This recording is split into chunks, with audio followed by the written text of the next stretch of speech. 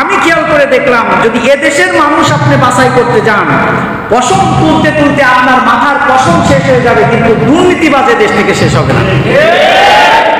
বাস্তবতা। উত্তরবঙ্গে প্রায় 22 কিলোমিটার একটা রাস্তার টেন্ডার পাস হয়েছে। কাজ শুরু হচ্ছে। পার স্কোয়ার ফিট কল্পনা করবেন না, উন্নত বিশ্বে রাস্তা তৈরি করার জন্য যদি 1 স্কোয়ার ফিট রাস্তা তৈরি, উন্নত বিশ্বে যেখানে একবার রাস্তা তৈরি করলে ন্যূনতম 15 বছর ওই রাস্তায় আর হাত দেওয়া লাগে না। মনে হয় রাস্তার উপরে ভাত ঢেলে খায়, এত সুন্দর। যারা বিভিন্ন রাষ্ট্রে গিয়েছেন আপনারা জানেন। কিন্তু আমার দেশে, যেখানে উন্নত রাষ্ট্রে 1 স্কোয়ার ফিট রাস্তার জন্য $50 বাজেট, আমার দেশে 1 স্কোয়ার ফিট রাস্তা তৈরি করতে সেখানে $200 লাগে। অথচ সেখানে 15 বছরে রাস্তার কোনো ক্ষতি হয় না। আর আমার দেশের 1 আষাঢ়ের রাস্তা আর 1 আষাঢ়ে গেলে সেটা রাস্তা না ধানের জমি বোঝা যায় না, ঠিক না? উত্তরবঙ্গের ঠিক এমনই একটা কাহিনী। এটা দেখেন কতটা বাটপার, মানুষের চরিত্র কতটা নষ্ট হতে পারে। আপনি বাঁচতে গেলে আপনার কত টাকা দরকার। দুর্নীতি করতে করতে কোন পর্যায়ে গিয়েছে খেয়াল করেন। ঠিকাদারি প্রতিষ্ঠান 1 স্কোয়ার ফিটে পাথর বরাদ্দ করেছে রাষ্ট্র 22 কেজি। কয় কেজি? 1 স্কোয়ার ফিট, অর্থাৎ 1 স্কোয়ার ফিটে 22 কেজি পাথর। আপনি 1 স্কোয়ার ফিটে 22 কেজি পাথর দিলে রাস্তা হবে এরকম মোটা, তাই হবে না? এর ভিতরে যদি আপনি বিটুমিন দেন, সুন্দরভাবে বিটুমিন দিয়ে রোলার করে এই 22 কেজি পাথর দিয়ে যদি 1 স্কোয়ার ফিট রাস্তা তৈরি করেন, আগামী 20 বছর এই রাস্তা নিয়ে আর টেনশন করা লাগবে? 2004 সাল উদাহরণ দেই। 2004 সালে লালন শাহ সেতু উদ্বোধন করা হয়েছে। এই লালন শাহ সেতু সংযোগ থেকে শুরু করে দাসুরিয়া, অর্থাৎ ঈশ্বরদীর দাসুরিয়া থেকে লালন শাহ সেতু সংযোগ পর্যন্ত প্রায় 17 কিলোমিটার রাস্তা। কত কিলোমিটার? কয় হাজার সালে উদ্বোধন করেছে? ওইদিকে লালন শাহ সেতুর ও প্রান্ত থেকে কুষ্টিয়ার ভেড়ামা 12 মাইল পর্যন্ত, আর এইদিকে লালন শাহ সেতুর এই ভাগে পাবনার ঈশ্বরদী 17 কিলোমিটার রাস্তা দাসুরিয়া পর্যন্ত 2004 সালে করে দিয়েছে। আজ পর্যন্ত রাস্তার একটা পাথরও ওঠে নাই। জাপানিরাই রাস্তা করে দিয়ে গেছে, আজ পর্যন্ত রাস্তার কি হয় নাই, একটা পাথরও ওঠে নাই। অথচ আমার দেশে আমি যে রাস্তার উদাহরণ দিচ্ছি, 22 কেজি পাথর বাজেট করা হয়েছে একটা সুন্দর রাস্তা করার জন্য। পরবর্তীতে আর্মিরা ওই রাস্তা দিয়ে যাচ্ছিল, তাদের এই রাস্তা দেখে সন্দেহ হয়েছে। সন্দেহ হওয়ার পরে এই রাস্তার 1 স্কোয়ার ফিট কন্ট্রাক্টর যে আছে, ঠিকাদার প্রতিষ্ঠান, তাকে ডেকেছে। ডাকার পরে বলছে আপনাদের বাজেট কত? বলছে 22 কেজি। তখন তারা 1 স্কোয়ার ফিট পাথর উঠিয়েছে। উঠানোর পরে সেটা মেপে দেখে 18 কেজি। কয় কেজি? 18 কেজি। পাথর বরাদ্দ হয়েছে কয় কেজি? 22 কেজি। কয় কেজি নাই? আপনি 16 কিলোমিটার 22 কিলোমিটার রাস্তা পার স্কোয়ার ফিট হলে কত হাজার স্কোয়ার, কত কোটি স্কোয়ার ফিট হবে হিসাব করে দেখেছেন?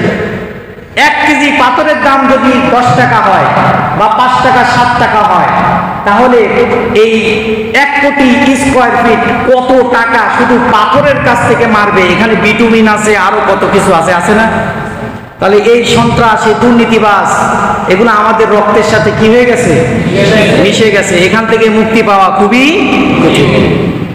তো প্রিয় ভাইরা আমার, এই ধরনের মব জাস্টিস, সন্ত্রাসবাদ, দুর্নীতিবাদ,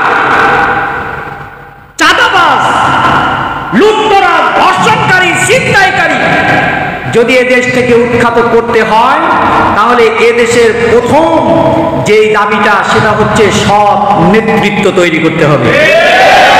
কি নেতৃত্ব তৈরি করতে হবে? কোন চোর, কোন ডাকাত যদি এই রাষ্ট্রের গদিতে বসে, আসনে বসে, তাহলে মনে করতে হবে ঘরের থেকেই চুরি চুরি হবে, কারো চোর চুরি করবে, কারণ তার দলের একবারে বঙ্গভবন থেকে ঘরের সমাজের যে সদস্য আছে কর্মী পর্যন্ত সবাই চোর। সবাই কি? নেতা যদি চুরি করে কর্মীও চুরি করবে।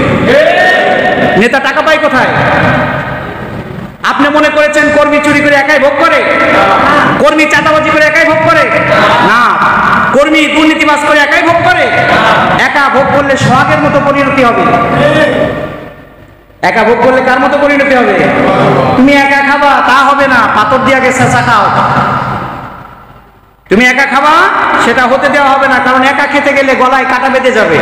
এই জন্য এটার একটা অংশ যায় আরেকটু উপরে, আমি নাম বলবো না কোন জায়গায় যায়, সেখানের একটা অংশ উপরে যায়। এরকম অংশ উপরে যেতে যেতে এই চাঁদার অংশ বঙ্গভবন পর্যন্ত চলে যায়। এই জন্য এদেশ থেকে যদি সন্ত্রাসবাদ চাঁদাবাজ দূর করতে যায় সব নেতৃত্ব দরকার। আমরা এই ৮ নম্বর ওয়ার্ডে আমাদের মেম্বার আবুল ভাই, আমরা তার সম্পর্কে আমি যতটুকু জানি, আমি তার সম্পর্কে বলতে পারি এখানে বসে 1 টাকার দুর্নীতি নাই, রাষ্ট্র থেকে যেটা এসেছে জনগণকে ভাগ করে দিয়েছে। এই ৮ নম্বর ওয়ার্ডের আনাচে কানাচে কেউ আজ পর্যন্ত রাস্তা করে নাই, করছে? কিন্তু আপনি কলেজে গেলে সেখানে দেখবেন মাটি ফেলানো সুন্দর পরিস্থিতি, কলেজের চারপাশে আপনার হাঁটার জন্য রাস্তা, আপনি এদিকে তাকালে দেখবেন ঢালাই রাস্তা, ওর পাশে তাকালে দেখবেন ঢালাই রাস্তা। ম্যাকপাই রোডে যাওয়ার মতো ক্ষমতা কারো ছিল না, ছিল কারো? আমি 2-3 দিন ম্যাকপাই রোডে ওই সাইড দিয়ে ঢুকে জ্যামের কারণে আজ যাইতে পারি না, পরে আবার ঘুরে আবার এই সাইড দিয়ে আসে। কিন্তু এখন ম্যাকপাই রোডটা কি সুন্দর হয়ে গেছে, হয়েছে না? এই জন্য এরকম সব নেতৃত্ব। আমি আরেকটা দেখেছি, চরমনার একজন মুরিদ সাহেব, উনি চেয়ারম্যান কোন ইউনিয়নের, এখন হয়েছেন হয়তো বা উপজেলা চেয়ারম্যান, একজন মুরব্বী, হাতে লাঠি নিয়ে উনি বক্তৃতা দেন। উনার মতো সব চেয়ারম্যান যদি বাংলার আনাচে কানাচে প্রত্যেকটা ইউনিয়ন পরিষদে থাকতো, কারোর বাবার ক্ষমতা ছিল না 1 টাকা দুর্নীতি করা। আমরাই তো চাই না, আমরা চাই যত পেট ভুট্টা গার্মেন্টস থেকে দুর্নীতি করে চাঁদাবাজি করে টাকা খেতে পারবে, ঝুট খেতে পারবে, তাদেরকে আমরা ক্ষমতায় বসাই। আমরাই খারাপ, ওরা খারাপ না। ওদেরকে আমরা বসিয়েছি বিদে ওরা বসে। আমরা যদি তাদেরকে না বসাইতাম, কারোর বাবার ক্ষমতা নাই, আমার দেশে আমার মাথার উপরে কাঁঠাল ভেঙে গায়। আমরা খারাপ। এই জন্য প্রিয় ভাইরা আমার, এই সমাজের দুর্নীতিবাজ, চাঁদাবাজ, সন্ত্রাসবাজ এগুলো যদি নির্মূল করতে হয়, এর প্রথম কাজ হচ্ছে সৎ নেতৃত্ব তৈরি করতে হবে। আমরা দেখেছি বিগত দিনে বিভিন্ন দল বাংলার জমিনে বড় বড় সমাবেশ করেছে, তাদেরকে টাকা দেওয়া হয়েছে, বিরিয়ানির প্যাকেট দেওয়া হয়েছে, আরো সুযোগ সুবিধা দেওয়া হয়েছে, তারপরেও তালাশ করে কর্মী খুঁজে পাওয়া যায় নাই। সামান্য নেতা স্টেজে উঠেছে, এই নেতার স্টেজের ভারের কারণে দলের সাধারণ সম্পাদক হুড়মার করে স্টেজ ভেঙে পড়ে গেছে না? মানে তাকে একটু জায়গা দেওয়া লাগবে।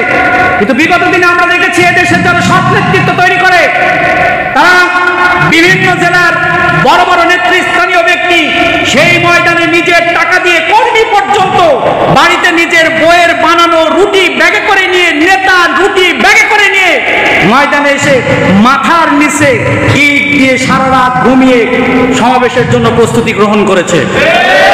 দেখছেন, আমরা দেখেছি। আমরা সৎ নেতৃত্ব তৈরি করে নিজের পকেটের টাকা খরচ করে রাষ্ট্রের মানুষের কল্যাণের চিন্তা করে। এজন্য আমরা বিগত দিনে যারা পেয়েছি, আমরা এই দেশে কোনো শাসক পাই নাই, সবাই হয়েছে শোষক। সবাই কি হয়েছে? আর আমরা হয়েছি শোষিত। সবাই আমরা কাউকে শাসক পাই নাই, সবাই আমাদের শোষণ করেছে, এই দেশকে শোষণ করেছে। সবাই ছিল শোষক, কেউ শাসক না। আর আমরা বিগত দিনে